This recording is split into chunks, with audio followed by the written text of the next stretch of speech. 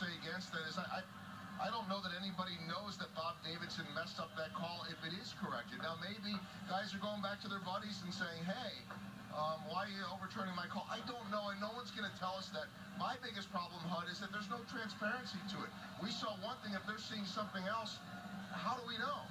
Well, we don't. Those things are out of our control. And in baseball, there's so many things that you can't control. But what you can control is that ball that bounced up on Infante that Kipnis hit. If Infante feels that ball cleanly on the routine play and they turn two, this play's not even mentioned. They're out of the inning. Right. However, it was this play that, we can't control that. What goes on in New York and all that stuff behind the scenes.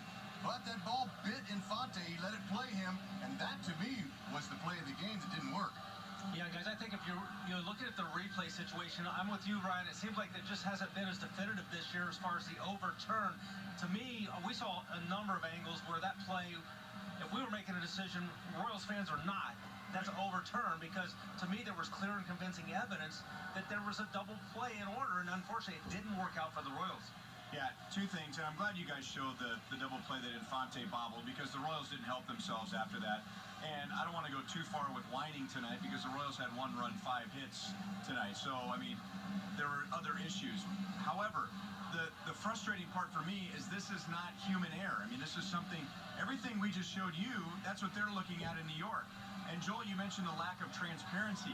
I don't like that some guy in New York who's an umpire, we don't know who his name is making the call, and then some email just comes out of space, or Tennessee, and we don't even know who sent that email. It's just an email appears. There's the lack of transparency. I would like to see what we had before, where, I don't know if you can have an NFL setup where, an umpire here who has to get under the hood and make the call, and he has to wear it here, as opposed to somebody back in New York. And again, it feels to me like they're protecting each other this year, and they're looking for ways to say the call stands. And for and against the Royals. Some of them have benefited the Royals this year. Yeah, and I'm just fired up to be out the one tonight. I'll get over it. No, you will, and it's a valid point. And first off, I'll finish it off. Everything Hud said is true. The Royals didn't help themselves, but I just think the game is better right now because of instant replay. But let's close the loopholes on this thing a little bit, because we're still scratching our heads on some plays, and all we need is a little bit of communication, whoever it's coming from. Can I say one more thing? Yeah. I mean, here's where common sense has to come in. I know we've had some call stands because they haven't seen the ball hit the back of the glove. It did. Are these throws slowing down the last 3 or 4 inches? Like, I didn't see it hit the back of the glove. I mean, come on. I mean, the ball's coming in at a certain velocity. It enters the glove.